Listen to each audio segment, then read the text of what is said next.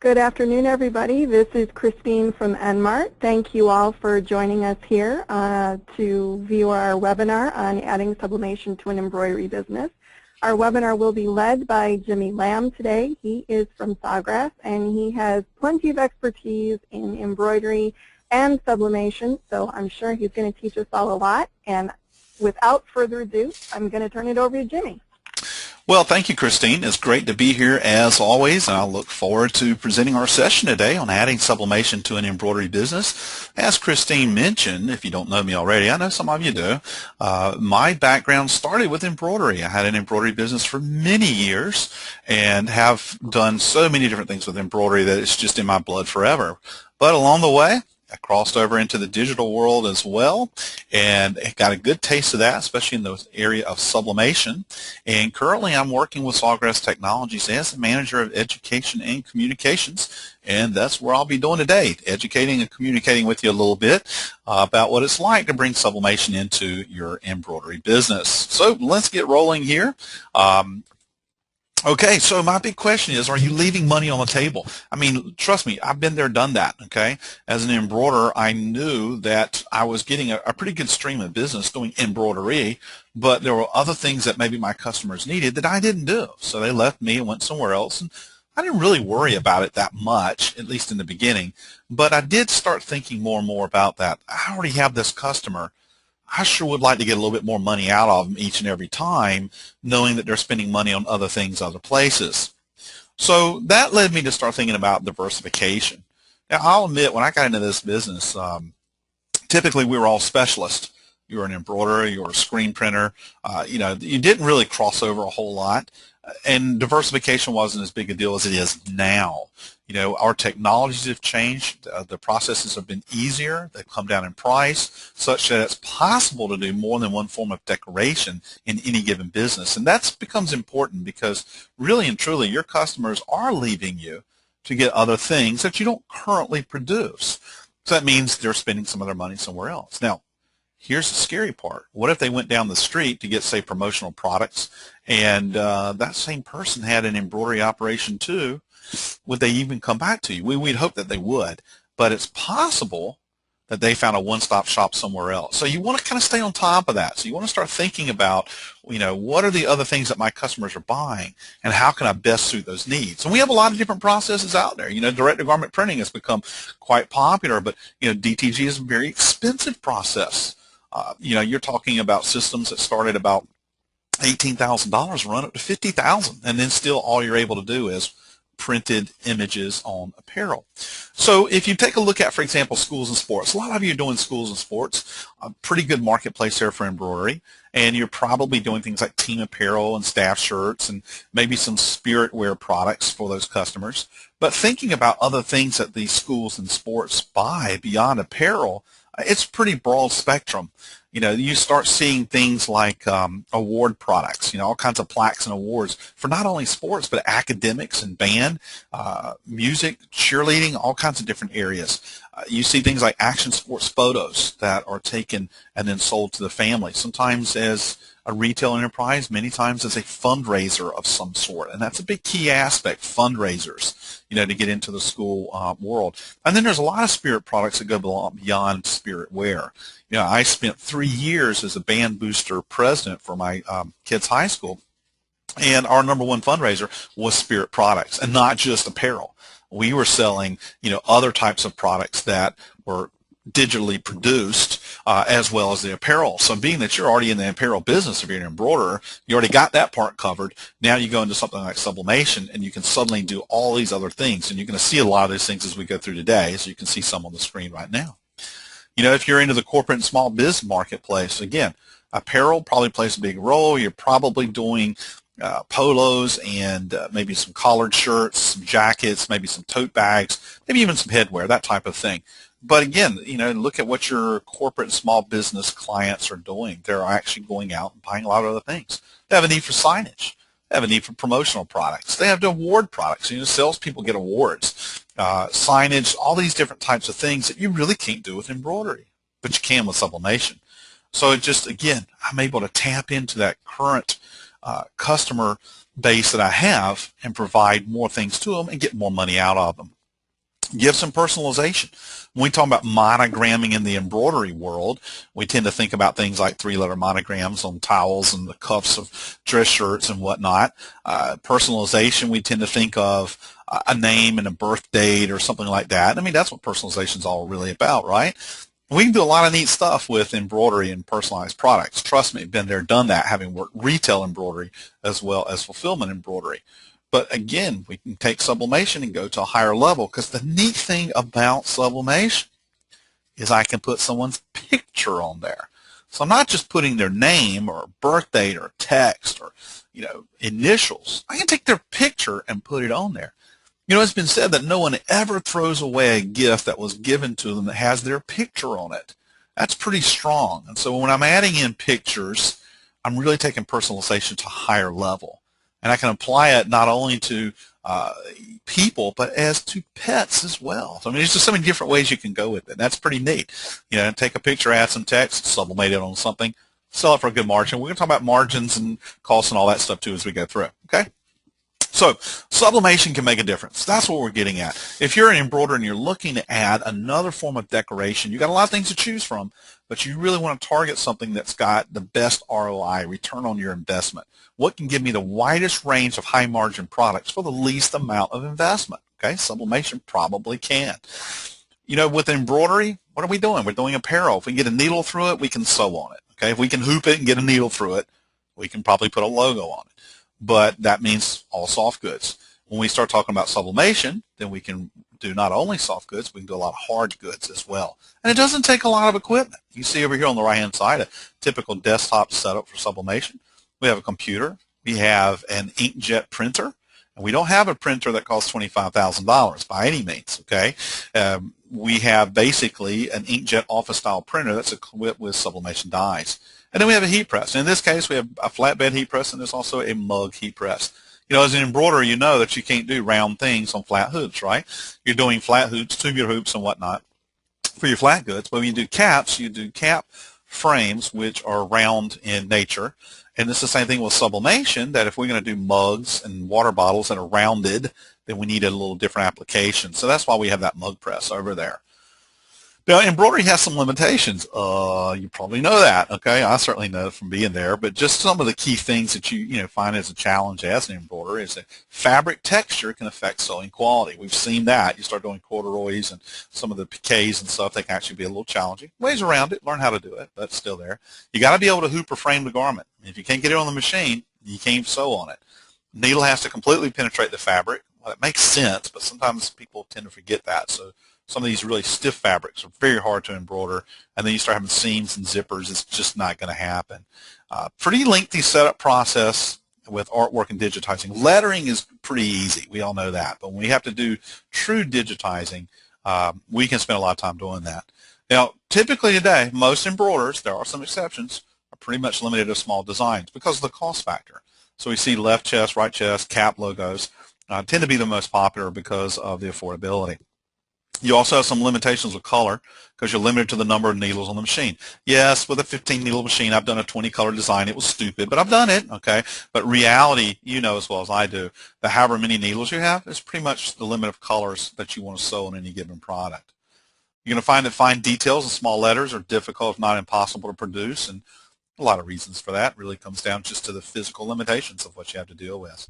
And your charges are generally calculated based on stitches in the design. Something like that, and this is not an embroidery presentation, but I will tell you, pet peeve is I hate stitch count pricing. And every seminar or webinar I do on embroidery pricing, I always show people other ways to do it, okay? But too many people try to figure it out in stitches and stitch count, and I know why, because more stitches means it takes more time. It's the neat thing about sublimation. Bigger designs, they produce in pretty much the same time frame as small designs, okay? So we're not too worried about that aspect there. Okay, some of your sublimation characteristics in comparison is very low startup cost, and I'm going to show you what the numbers are in just a few minutes here. It will not fade when laundered. Okay, that's an important aspect. It will not fade when laundered. Okay, if you look at screen printing, for example, DTG, those are using typically pigment-based types of inks in most cases, and those inks have a tendency to fade when laundered, but that doesn't happen with sublimation. It's embedded in the surface instead of on top, That's pretty cool, because if you sublimate, say, a coffee mug and you try to scratch it off with your fingernail, you can't do it because it's in the surface, not on top. Other printing processes are on the top and can be peeled off. Image size has very little effect on production time. Large area designs are very economical to produce because of that. There's no limit to the number of colors that can be printed. There's always a limit to how many colors that can be printed, but when you compare it to embroidery, it looks to be unlimited. The reality is you're probably limited to several thousand colors. Works on many other items beyond apparel so that you can broaden what you're selling to your clients and reach new markets as well. Very quick setup and production time, so it's ideal for short runs. Onesies and twosies work well for sublimation, just as a lot of onesies and twosies work pretty good for embroidery, of course, if you have a single head. So it gives you the best of both worlds. And if you look at this picture here, this just really illustrates it probably better than anything else, this particular collection of items. If you look at the back center here, we see a shirt that has embroidery on it. If you're an embroiderer, you could do that, but you couldn't do anything else. If you're a screen printer or DTG, you might be able to do this t-shirt over here, but you couldn't do anything else. But if you're an embroiderer and you're going to add another decoration process, if you add in screen printing or DTG or some of the transfer processes, you're going to be able to do this maybe. Okay, but not all that other stuff. If you add in sublimation, you can suddenly do everything that you see down here. See the plaque, you can see the mouse pad, which is a promotional product, the name plate, the license plate, the mug, all these different things down here have all been sublimated. So as an embroiderer adding sublimation, you're able to do everything you see here except over here on the right hand side, because that was done with a different process.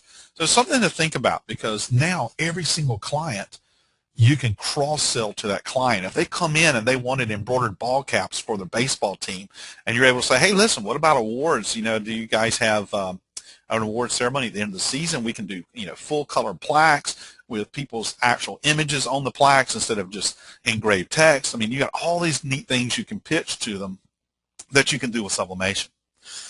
All right, so what is sublimation? I mean, granted, a lot of people don't really know what it is. It's some kind of printing process, okay? I mean, I didn't know it either. We used to joke it's for mouse pads and coffee mugs, but it's so much more, okay? Now, sublimation is a digital printing process, but sublimation is quite different when it comes to the chemistry of what happens. Normal digital printing uses ink, and ink is applied to the surface, the one way or another. With a direct-to-garment printer, it's basically jetted straight onto the surface.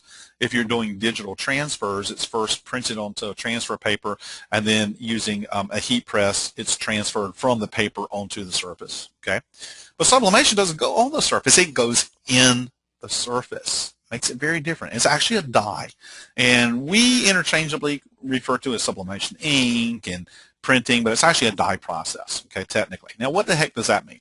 With a dye process, you're typically recoloring the molecules of the substrate being printed, or at least, the upper layer of those types of things. The way sublimation works is this. We take sublimation dye and we print the dye onto sublimation transfer paper. Then we take that transfer paper and we apply it onto the surface of whatever it is that we want to sublimate, and we put it in our heat press at 400 degrees Fahrenheit for most things, and close it down, put some pressure on there. Now, sublimation dye under heat and pressure turns into a gas, and when it turns into a gas, it has the ability to move off that transfer paper onto or into the surface of what's being decorated. Now, the other step behind all this is that the surfaces that we work with sublimation must be polymer based, and we'll talk more about what that means in just a minute. But with polymers at 400 degrees, the polymers, they actually open up, is the way that we describe it. They open up such that they are able to receive the gas, meaning that the gas is able to physically penetrate to the inside of that polymer. Now, once we remove the heat, the polymer closes back up and it contains the dye on the inside. And then you have that permanent coloration. And the result is something that won't fade or crack or peel. And that's very important, because once we put sublimation to the surface, it's pretty permanent. And that's one of the big selling points with sublimation versus many other printing processes. Okay, so I mentioned all that polymer stuff. What the heck is that all about? There are many different products out there you can sublimate. There's metals. There's glass, there's acrylic, there's wood, there's plastics, there's metals, lots of different things out there can be sublimated. but you can't do direct onto most materials. You therefore need materials that have some type of polymer coating on them, such that you're able to sublimate into that polymer coating, which is a permanent part of the item being decorated. And we call these items substrates, by the way. I know you probably call them blanks because that's what we call apparel. But if you hear the term substrates, we're just talking about blanks. Now, a company like EnMart has a great collection of different items that are ready-made for sublimation, meaning they have some type of polymer coating, or they may be naturally polymer-based, as some products are. Okay, but that's the key. Okay, now don't feel like you're going to be limited, because I know a lot of times you start talking about this, you're like, what's, I mean, a dozen pieces? No, literally there's probably hundreds and hundreds of different items that can be sublimated and or sublimation ready. Just a few of them there on the screen. You can see all of those things have been sublimated. Now, one quick question that came in: are the gases released toxic? Do you need ventilation with sublimation? No, the gases are not toxic at all. I will tell you, there's one situation where ventilation could help. If you ever have to sublimate a mouse pad, they tend to smell. Okay, it's not toxic, it just is smelly. Okay, so if you're going to do mouse pads, I would encourage you to have some ventilation to help with that. Another question: will sublimation fade in direct sunlight on license plates or metal surfaces? Yes, sublimation is not UV resistant. It will fade over time. Now, the key is to use that to your advantage. If you know it's going to fade, and there's no set time, I mean, the amount of fading, the percentage of fading that occurs is directly related to how intense sunlight is, how many hours per day, etc. There is not a standard amount of time that it will withstand. Typically, if you want to use 2 years, in most cases you're fine. And in the 2 years, it's not all cracked and peeled and everything else. It's just a lighter color. Okay. So, for example, one sublimator that I work with, he does license plates for the police department, and they have like 50 cars. And he told them up front, hey, you'll probably get 2 years out of these license plates and you'll have to replace them. They're like, oh, okay. So every 2 years they come back and buy more license plates because they accepted what he told them, that there was a time span they had to replace. So, use it to your advantages as recurring income. Be honest with the customer. Also, we don't recommend it for outdoor signage because of that. I know somebody has an outdoor sign that was sublimated. He's had it there for 5 years and he's happy with it, but that doesn't mean that the next guy will be. Okay, so as far as UV resistance, it's not, but you just keep in mind, how can I turn that to my advantage? With memorial products, there's a lady who sells plaques to go on tombstones, and what she does is she sells the family 3 at a time, because she says there will be some fading, and that way you can determine when you want to change it out. So I'm going to sell you 3. So she actually made herself bigger because of that. I like that. Turn a weak point into a strong point, Okay. Can you sublimate leather? Leather is not polyester or polymer based, so the answer would be no. Vinyls, you start thinking, are polymer based, but will vinyl withstand 400 degrees Fahrenheit? Not really. So if you're going to do fabrics, you're talking about polyesters. You can do polyester blends when you're talking about apparel. It will not bond with cotton, but it will bond with the polyester when we're talking about apparel or fabrics. Picture-perfect reproductions. Another thing that sublimation is known for in many industries is just how well it can reproduce photographic images, such that it's a very popular process in the professional photo marketplace. You'll even see things such as wedding portraits reproduced with sublimation. Now, the key is, if you do have the good high-resolution detailed image, yes, you can sublimate it and just get fantastic colorization, fantastic skin tones, fantastic color transitions, things that professional photographers are looking for.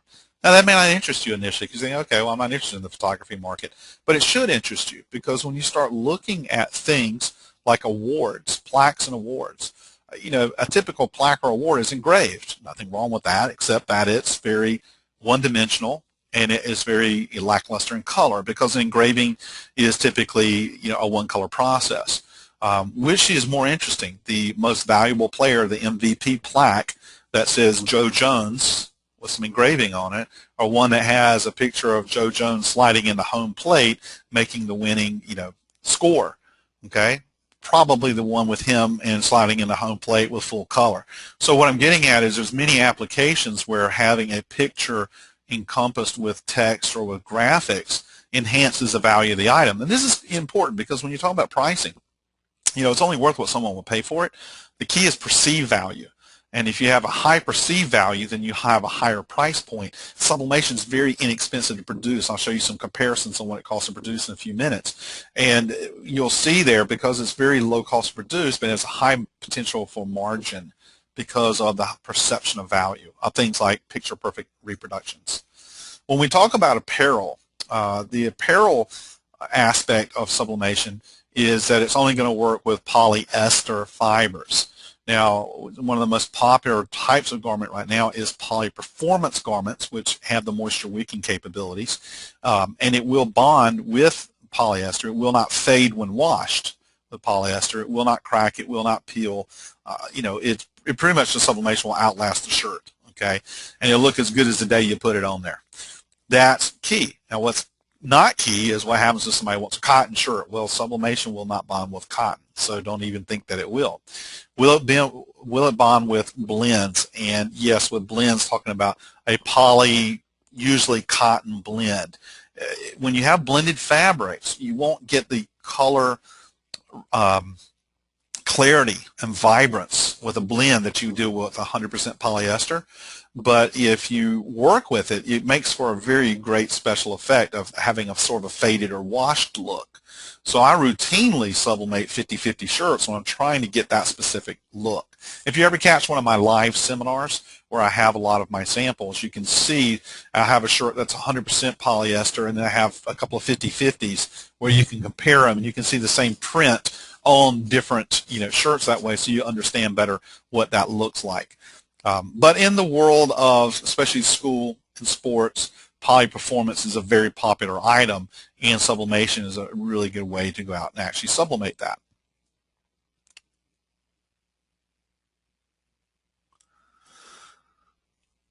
Okay, so the sublimation process. Yeah, I told you kind of the chemistry, but I just want to walk you through real quick what a typical production process looks like, the steps that you walk through, just so you have a better concept of how that works. As I mentioned before, you're going to have to invest in a heat press. A lot of you already have a heat press, but you want to make sure it's a good quality heat press, because temperature and pressure are important. They're critical, okay? Sublimation is a chemistry process. It depends on accuracy in temperature and in pressure. Okay, consistency. So if you have a cheap heat press, you may want to invest in a little better one. Okay, just remains to be seen what you have already. I don't know. As far as the printers, there's only a limited number of printers that can accept sublimation dye and process it. And this is something that you would discuss with EnMart if you're looking towards this. I know EnMart carries the Ricoh printers, and there's two styles of Ricoh. There's the 3110, which is a great startup unit, one of the most popular ones out there. And then there's a larger Ricoh. They give you a larger print field that is available as well. So you can need the heat press, you can need the printer and the sublimation dyes to go into that, as well as some type of graphics program. You don't need digitizing or anything like that. There is no sublimation software. You're just going to use things like CorelDRAW, Photoshop, Illustrator, standard graphics programs to create your images, to send to the printer, to print onto sublimation transfer paper using sublimation dyes, and then place it under the heat press. Okay, so let's walk through a job real quick. Let's say we're going to do some coasters. I know that sounds exciting, doesn't it? Coasters. But hey, coasters, big, man. You start dealing with wedding parties and stuff, you can sell them a ton of coasters, man. And they're inexpensive to produce, too. That's a really nice thing about it. Okay, so this particular coaster, we're going to put this interesting frog on there. Now, if you look on the left, you'll see the artwork happens to be a square. And if you look on the right, which is the finished coaster, you see that the coaster's round. So how do I convert square artwork to a rounded shape? I mean, that sounds simple, but you're going to find a lot of sublimation shapes. There are a lot of different blanks have weird shapes. In sublimation, we do normally what we call full bleed printing. And full bleed means going from edge to edge, okay, completely covering the entire surface. The only exception, of course, is apparel. But with all the other things that we do, we normally completely cover the item, okay? So we have to reshape our artwork to fit the size and shape of each blank that we're going to work with. Now, there's a pretty simple way to do it. There's a couple of different ways, but the simplest way is to either use the power clip function of CorelDRAW or the Photoshop layers, the layers function of Photoshop, okay? Many of the substrates that you can purchase, you can go online and download, a graphic file that's the exact dimensions and shape of that particular item. So here I've done that. I've gone and taken the graphic template for this coaster and I've downloaded it. In the case of CorelDRAW, because I use CorelDRAW more than I do Photoshop, I bring this into CorelDRAW and I can bring it in as a CDR, so it's already in CorelDRAW format, because you can download them a lot of times already in native formats for your graphics program. Then I can take my piece of artwork and I can slide it over the two and I can group them together, and I can use the power clip function, which then what it does is it trims basically the artwork to exactly match the template here for the substrate. And now my artwork is ready to process on over to the printer. Now, like I said, this one's kind of simple because it's round, but there's a lot of things like shield shapes, okay, or badge shapes, like, a police officer's badge, that are really strange looking shapes. And again, we use the same functionality to do that. And you can do similar things if you're a Photoshop using layers type of function. Okay, another thing that's important, just keep in the back of your head, I mean, I'm not training you today, but normally with sublimation, we make our artwork slightly larger than the substrate. So this template's a good example, because you see blue, you see green. Blue is the true coaster, okay? Green is the extra that we're adding into the artwork, okay? That's the extra bleed that we're adding so that our artwork is slightly larger. It gives us a margin for error, and you'll see it in the production steps coming up. Okay, so what I've done now is I've created the artwork, and I want to send the artwork out to the printer to print onto the transfer paper.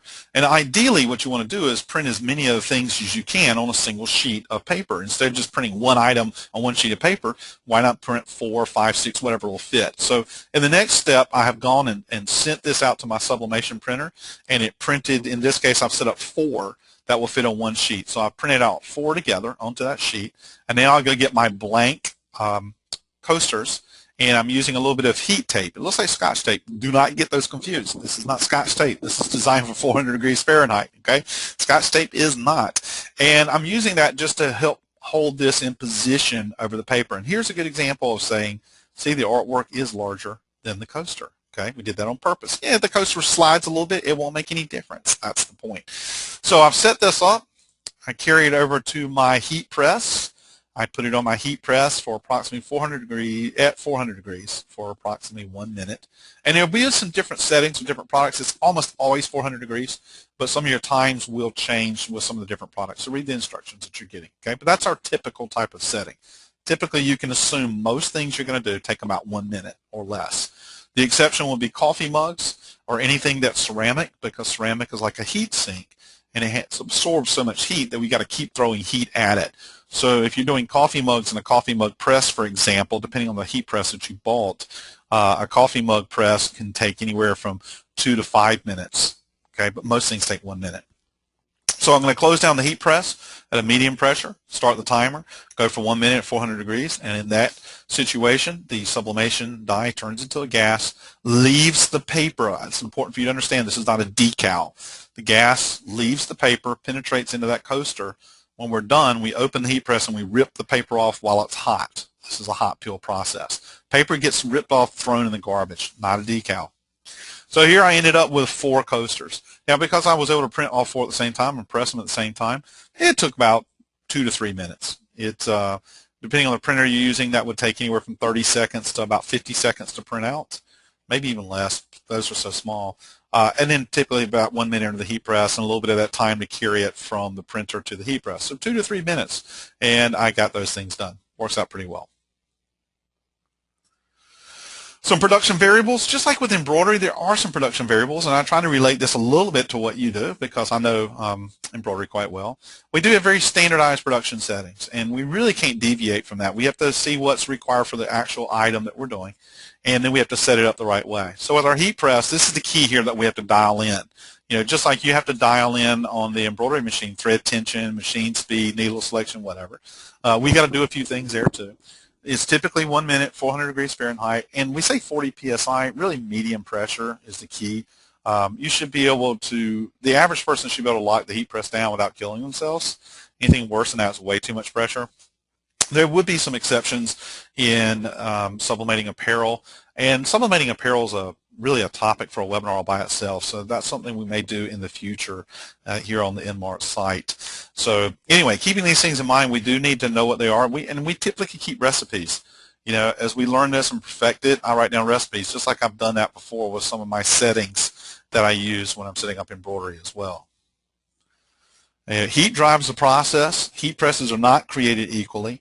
You may find through some experimentation that yours is slightly off for this, that, and the other, and you may dial in new settings and experiment a little bit. And it's just, when I tell people when they're starting out with embroidery, they have to learn what push-pull compensation means, and they got to learn what different column widths look like in different settings for density, etc. And that comes through experimentation, doing sew-outs. And you know what? It's worthy in your first days of sublimation of varying some of the different parameters to see what you get. For example, start dialing down your temperature in 10-degree increments and see, at what point things start to fade out, so you have a better idea of what kind of ranges and stuff you have to work with. Color management, this is what probably the one thing that's the trickiest of all, converting from embroidery to sublimation, because with embroidery you choose thread that you want to produce the color of the image, and you can pick up the cone of thread and look at it and you know what color it is. Okay, I mean it's apparent. You're holding it in your hand, looking at it, and it's not going to vary. I mean, when you put that yellow on that shirt, it's going to be yellow, just like you see it. When you go into digital printing, any kind of digital printing, I'm not talking just sublimation, I'm talking about DTG and transfers and all that type of thing. The way that we create color is we actually mix it ourselves.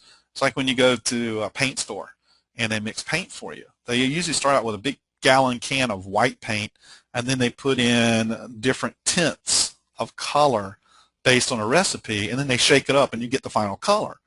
Well, that's kind of what we're doing. We go to that printer, and typically if you're getting into sublimation, you're going to buy a 4-color printer that's composed of 4 separate inks: cyan, yellow, magenta, and black, CYMK.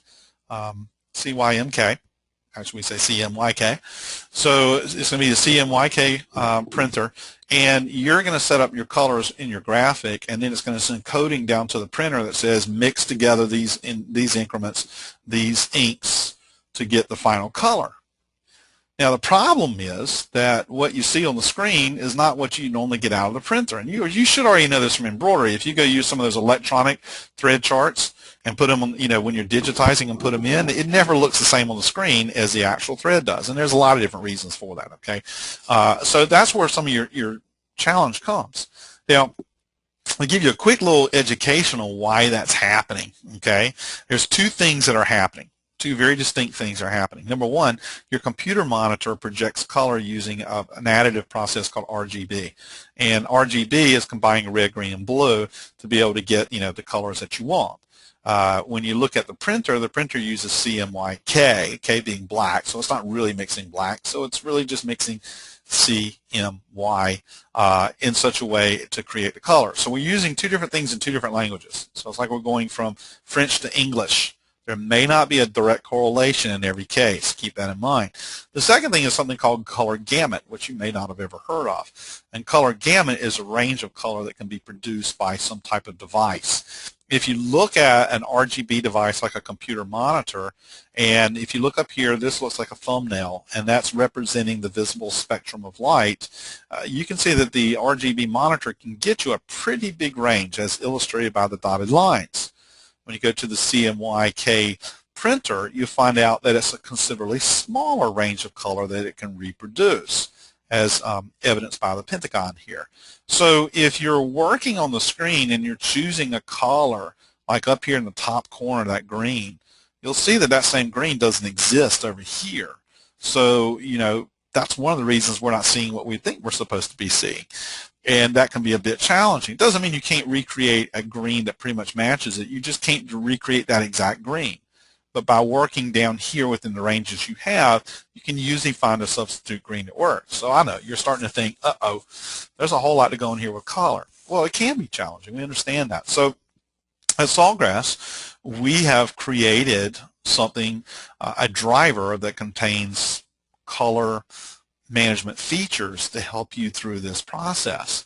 So when you purchase your SubLoJet system from EnMart, you can upload the Power Driver software, which is free, that we created, and that Power Driver software is designed to ease the transition of color from the screen all the way down to the final product, provided that you install it and actually use it. Okay, a lot of people don't ever get around to figuring out how to use it. It's not that hard. But one of the keys that you want to do is you want to work within the parameters of color that your printer is capable of producing. And to help you with that, we've created a basic palette of color designed for that particular printer. And that's called the ColorSure palette, and that's part of the PowerDriver software.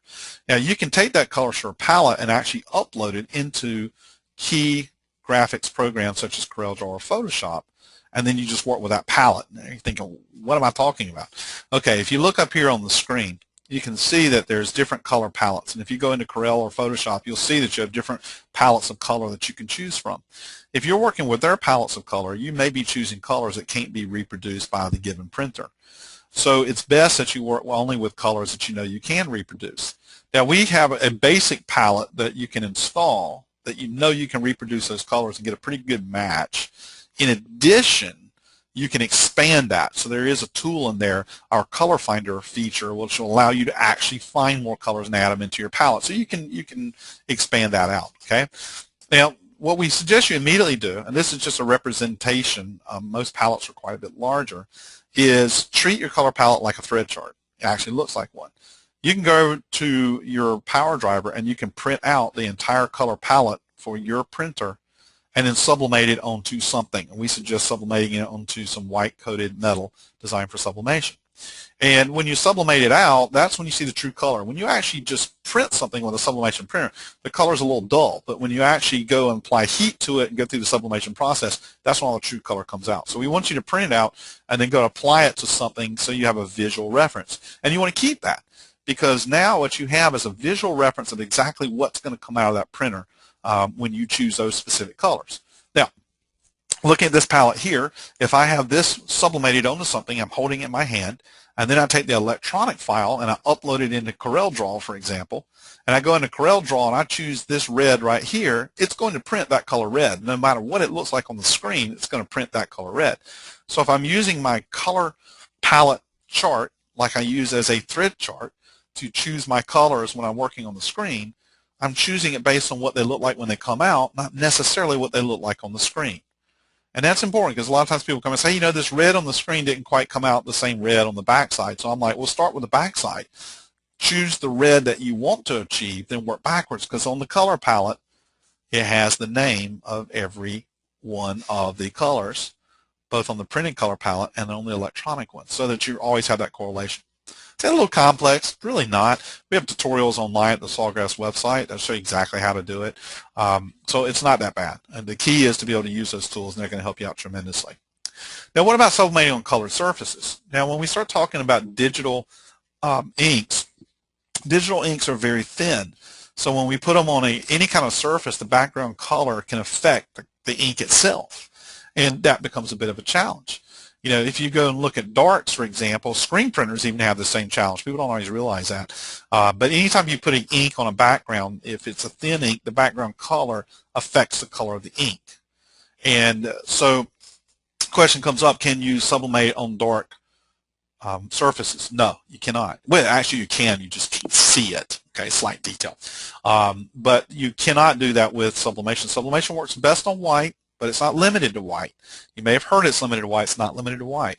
But there's a couple of reasons why we say it works best on white. Guess what? So does DTG. Now, in the world of screen printing and some DTG, they had to get around that to be able to print onto dark colored shirts. And how do they do that? Well, they first apply a layer of white, specialized white ink, and then they cure it either chemically or with heat, and then they put all their color on top.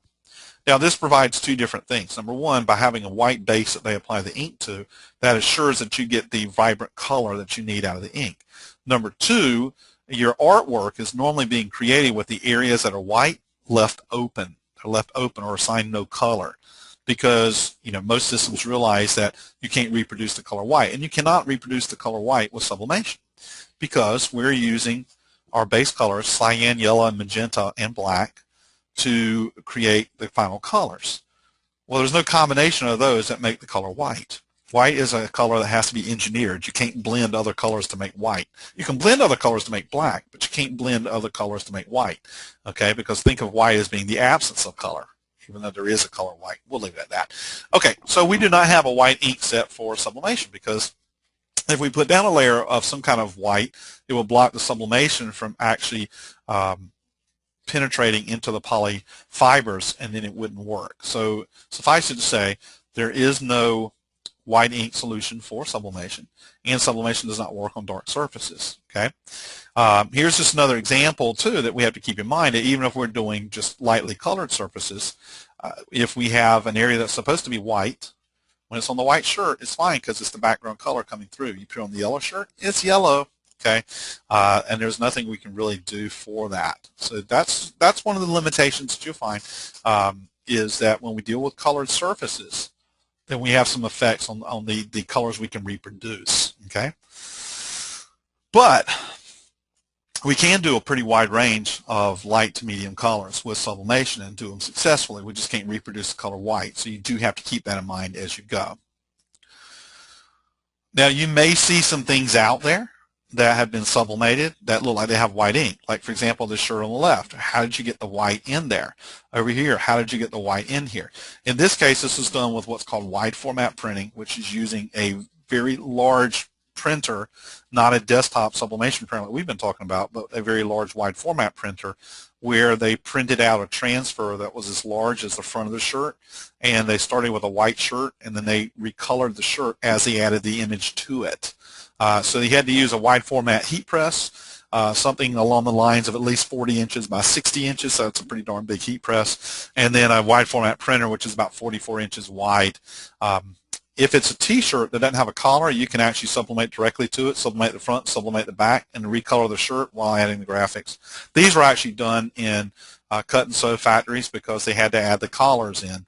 But you can see the shirt started off being white. Okay, but that's more of a specialized thing. But in the world of sublimation, most of what we do with sublimation is non-apparel. The only limitation of dark surfaces, or shall I say not having white ink, is with apparel. Because when we're doing anything else with sublimation, we're doing full bleed, meaning we're covering it from one corner to the next, okay, from edge to edge. All of our products for sublimation, except for a few specialty products, are white, okay? They're produced with a polymer coating and are white, okay? Now, it might be a black plaque, maybe a black wooden plaque, and the area that you'll sublimate is white, and the rest of the plaque is black or cherry or whatever the color is. So, keep that part in mind. But the surface that's to be decorated is going to be white with the majority of all sublimatable products, of which there's hundreds and hundreds of products. Now, there are some exceptions. Some of the creative photo panels sometimes are done in silver and bronze for special effect, but pretty much it's white. So if this was a mouse pad, or this could be a photo panel, or this could be an award plaque, this could be a lot of different things up there on the screen. You see it's starting out white. If I needed a black background, I don't go out and get a black one. If I need a black mouse pad, I don't buy a black mouse pad. I buy a white mouse pad, and I recolor the whole thing through my sublimation process. So here's an example. Here we're just putting a wolf on there. We needed a black background. We didn't start with a black on it. We started with white, but the black background was part of the imaging process. And the areas that are white are just left open. Now, can you rub your finger over that and feel that? No. You can't feel like there's ink missing because the ink's down on the surface. So there's no way to actually tell there's no ink there at all. Okay, so what does it all cost? Okay, so it costs money. It doesn't cost a lot of money. That's the beauty of this, because a lot of times you already have a lot of the components there. You probably have a graphics program. You probably have a computer. You might already have a heat press. Now, startup equipment, when Kristine comes back, she can give you a better idea maybe of what some of the startup packages. I'm just using some rough ballpark figures of, say, $575 to $2,500. Down on the low end, we're talking about having a sublimation printer with sublimation dies and some transfer papers to initially get you started, not including a heat press. The high end there is if I'm going with a really good quality heat press that I like and a larger printer. Okay, so we can maybe run up into that range. It really depends on what you're buying, and there's a lot of great packages. So, idea for you to understand is this is a lot cheaper than an embroidery machine or some of the other processes out there. Now, what does it cost to actually produce something? Well, most of our testing at Sawgrass, we use this particular image here from Great Dane Graphics, and we print it as an 8-inch by 10-inch. It averages about 50 cents in cost. It can vary with some of the different printers, and can print in under 30 seconds with some printers and closer to 50 seconds with others. Sublimation ink on average runs about 0.01 cents per square inch. So it's very, very low cost, putting that ink down. That particular image area can be done in a total production time of about 2 minutes. Imagine sewing an 8-inch by 10-inch graphic in 2 minutes. Probably not going to happen with an embroidery machine unless you can run it at about 50,000 stitches a minute. No, you can probably do it for 25,000 stitches a minute. Anyway, we'll leave it at that. All right, so I just put together a real quick ballpark sample example. Let's say we were going to do this tote bag over here, and we're going to do it as a poly bag. I know if you're embroidering, you'd probably use a cotton bag or a canvas bag, but because I can't do cotton canvas or cotton or canvas with sublimation, I'm going to use a poly bag. And there's some really neat polyester products out there that don't really look and feel like traditional polyester. So we're going to use a 10-inch by 13-inch poly bag with a 3x5 logo, as you can see in the picture there. Embroidery, the bag is the same cost for both, about $2. Okay, thread and thread cost is actually lower for embroidery. I mean, like 0.06 cents, really. Okay, and I used about 25 cents there for sublimation. Either way, that's almost negligible. You'll use backing with your embroidery. We're going to use transfer paper with sublimation. So our materials are slightly larger there, as you can see on your cost per piece. So your total materials cost comes out to being very close to both. Okay, slightly more on sublimation for this particular example, but that's not where your costs are, as you're going to see in just a minute. Okay, right here sublimation looks more expensive, but we're only talking in the actual consumables that go into the surface there. The key difference is going to be in time. When we start looking at time, and this one's a little bold in your face because I threw in a single head and I threw in a 6 head too just for fun, and I threw in sublimation. But you got to hoop and print with embroidery, and we don't have to do it with sublimation. We got a tiny bit of setup, but we don't do that. Really what we're doing with sublimation is while you're hooping, we're printing it out, the transfer paper. Then you got your equipment set up of getting the hoop on the machine, alignment and all that stuff. Pretty quick with sublimation. And then it's going to take about 1 minute to sublimate. So you can see from that one bag, when you compare the entire process, I probably sublimated it in 3 minutes, and it probably took me 21 minutes on 6 head. But on 6 head, I'm getting 6 bags at once. Okay. It's just the setup time's longer because I got to put 6 bags on the machine. That's why you see the big difference between the 6 and the single. Single heads, you still got a lot of time to set that sucker up. So if you look on a pieces per hour basis, you can see the single head's getting about 4, the 6 head's getting about 18, sublimation's getting about 20. When you look at your overhead's, it's really hard to project overhead because there's more to it than machine payments. So I just use some, ballparking figures there. But your cost per piece, look at the difference here. Your cost per piece produced was $8.75 on the single head. It was $1.70 on sublimation.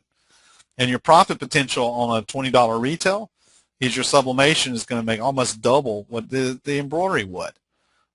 If you look on your return on investment, you have to do 1,300 bags to pay for the single head if you paid $12,000 for the single head, 3,200 bags for the 6 head, and only 150 bags for sublimation. So, my goal here is just giving you some ballpark and just understand that where sublimation really pays off in one respect is time, because we can really zoom through some stuff, big and small. When I got a bigger image, really the only thing that takes a little bit longer is the print time. Sublimation production really doesn't change much when I go to a bigger print. If you look at, here's a great example when you talk about the image size. A 3x5 image with embroidery, say about 7,500 stitches, takes a good 10 minutes. Sublimation, it probably takes 3 at the most. I'm being really conservative there. Now I'm going to say 1 minute for printing, 1 minute for pressing, and 1 minute for setting up the heat press. Okay, that's where I came up with my 3 minutes. You go to an 8x10-inch image, and you go from 10 minutes to 25 minutes on embroidery. You go from 3 minutes to 3 minutes on sublimation. It didn't change. I went to a 12x18 for embroidery, 60 minutes to sew, 4 minutes on sublimation because it took a little bit longer to print. So the bottom line is, understanding with sublimation, as the image gets larger, the production time really stays pretty constant as we go. Looking at color, you're pretty much defined by how many colors you can do with the embroidery machine by the number of needles. So if you have a 15 needle machine, you can do 15 color designs. With sublimation, you can do thousands of color. Okay, your color selection is fixed by your thread. I mean, you can't produce a different red without ordering the red when it comes to thread. With sublimation, we can experiment and create new colors, so we can actually, right there on the spot, create and massage colors till we get exactly what we want. So pretty cool aspect too. Same thing with that color range and inventory. That's, I learned when I had a single head, I had a certain amount of thread. When I bought my first 6 head, I had to go out and buy a lot more thread, okay? A whole lot more thread, and I did. I went out and spent a lot of money because now I went from one color or one cone of each color, and we had about 150 standard colors, to having 6 additional cones of each and every color when I went to that 6 head. So you can see that's a pretty big investment to have 50 colors on hand or to have 100 colors on hand, but that's what you got to do because that's what we needed for what we did. The neat thing about sublimation is I can, create color, so I don't have to physically have other colors standing by. All right, conclusion. Conclusion is pretty long here, but we're wrapping it up, and then we'll take some more questions. I've gotten a few questions here as we've been going along. Bottom line is sublimation is a great way for an embroiderer to expand your markets, okay, and be able to offer a variety of full-color, high-margin items. Keep that in mind, is just because you can produce it cheaper doesn't mean you would sell it cheaper. You want to work on the perceived value. Keep that up. You'll keep your margins up and your costs down, and that's what's going to make you some money. And sublimation is ideal for onesies and twosies, or you can do full production, whatever you need to do. That's the neat thing about it. We don't have extreme setup times at all, so that we can actually start producing it pretty darn quick as soon as somebody walks in the door. So I'm going to ask Kristine to come join us back in, and we'll take a look at any other questions you have, and Kristine can give you a little bit of follow-up information, because if you haven't been there, I know EnMart's got a great site with a lot of good things going on, both embroidery and sublimation, where you can learn a little bit more. So Kristine, are you there? I'm here. Excellent.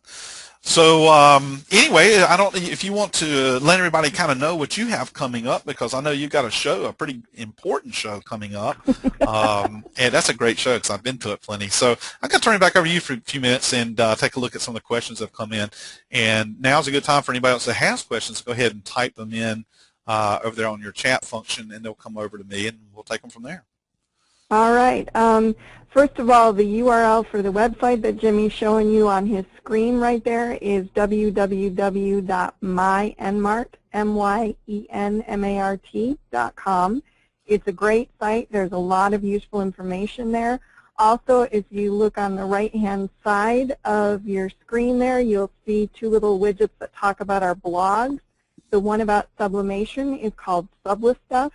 And if I do say so myself, I write it, but I think it's very helpful. So not to my own horn, but I do think that it's very useful. And we do have an on-site sublimation expert here, and he contributes to that blog and answers a lot of questions for me when I go, well, how do you do this, or why does that happen?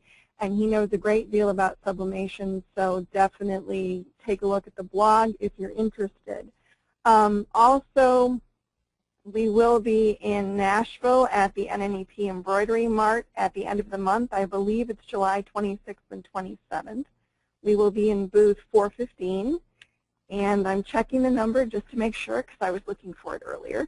It is 415, and our sublimation expert will be there, and we will have a sublimation setup there. So if you are interested in seeing how sublimation works, or you want to talk to our experts, please do come and visit us there, and I'll be there as well, and I'd love to see y'all and hear what you thought of the seminar. So I think that's basically the overview that I had right now. Jimmy, do we have some questions? Yes, we do have some questions. I'm going to first start off with a comment. Great comment came in from Carolyn, and when I was talking about sublimating your color palette onto a final surface as a reference, like a thread chart, okay, as she pointed out, it's very true, is that you really should sublimate it on the different products that you routinely produce, because the colors can appear differently on different items. And that's because of the fact that everybody thinks white is white, but there's many different shades of white, and any different shade of white that you actually sublimate onto or digitally print onto can affect the color somewhat. So, for example, if you do a lot of metal products, get a sheet of white coated metal and put your color palette, just sublimate it onto that as a reference. If you do a lot of shirts, I would take an old t-shirt, because unfortunately we always end up with a scrap t-shirt whether we like it or not, okay? some more than others. And, take that T-shirt and just put the whole, color palette on there and save it, because now you know exactly what it'll look like on that T-shirt.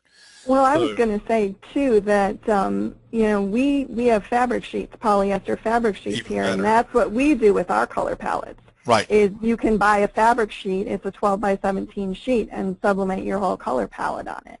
Yep. Or a piece of FRP or whatever. Yeah, and I've even done sampling, like just pull out one color and or 2 or 3 colors I'm going to use and put it onto a coffee mug if I had to, just so that way I always know what it's going to look like on that coffee mug. Sure. Okay, is denim considered a polymer? Nope. Sorry. Next. Tiles are a big item. Can I just go back to the denim? Go right back to that, please. One thing I do want to say, and I have to say this is something that we hadn't really thought of until a customer brought it to our attention. I mentioned those polyester fabric sheets a minute ago. We sell them with a heat seal backing. We have a customer who buys them and full bleed sublimates them and puts them on everything. You can put them on jackets, you can put them on denim, you can cut them in shapes, you can do whatever you want. So it does offer you some additional options for apparel sublimation. Yep. So, that's something I just wanted to mention because it was kind of a revelation to us too, but It's a really great idea. Yep. Okay. Yeah, there's a lot of neat things happening out there, and you see that the creative sublimators come up with all kinds of neat ideas and bring them back. You're like, wow, really? I didn't think about that. So, yeah. Okay. All right, I'm just looking at some questions here, and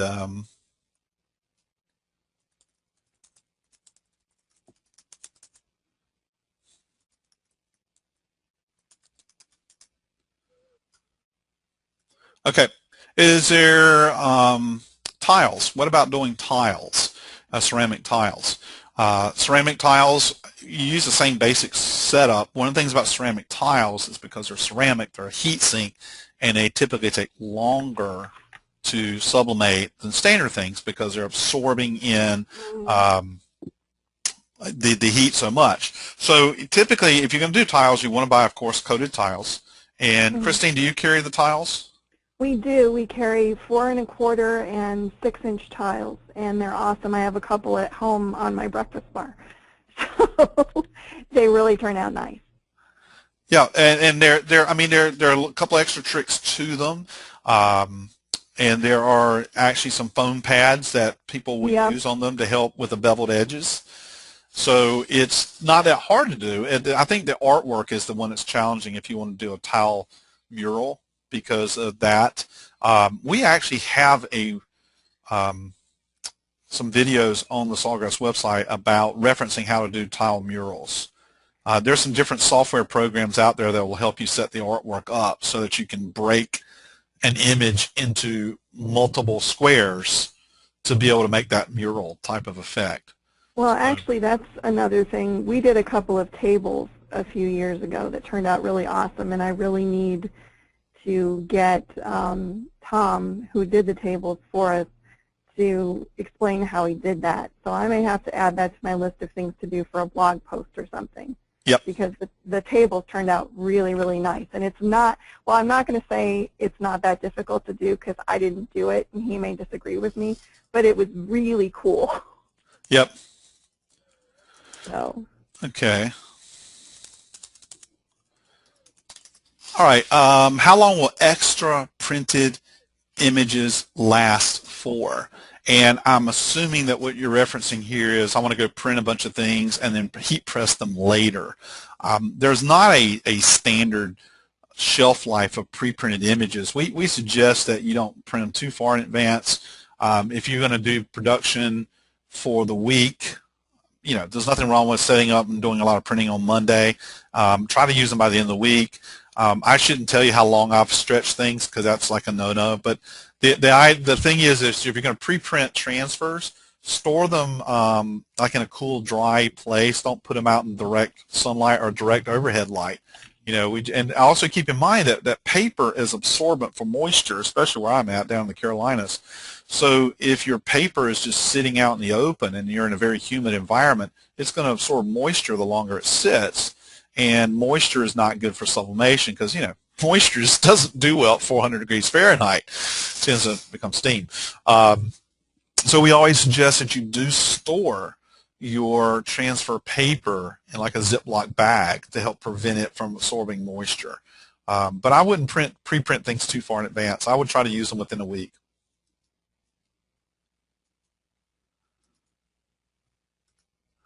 Okay, well, that wraps up the questions that we currently have there. Here, I'm going to go to one more slide because I have on that slide our email addresses. And that way, if you have questions later, you can certainly contact either one of us, and we'll try our best to help you out with getting the answers that you need to make the decisions you need to make. So with that said, I'm going to give it back to you, Kristine. Can I throw in one more thing? Yes, okay. I'm giving it back to you. You can go. Oh, you're giving it back to me. Giving it back to you.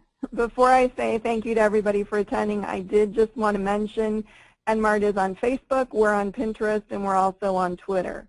And we update all of those pretty much daily. So if you want to keep up on what we're doing, or if you have any sublimation questions or anything, you can certainly email me, or you can follow us on any of those sites. I handle all that, and I do talk back to people who talk to me. So please do follow us and let us know what you're thinking. And I do thank you all for attending. It was great to see you all, and hopefully we'll do this again soon. And thank you, Jimmy. You're welcome.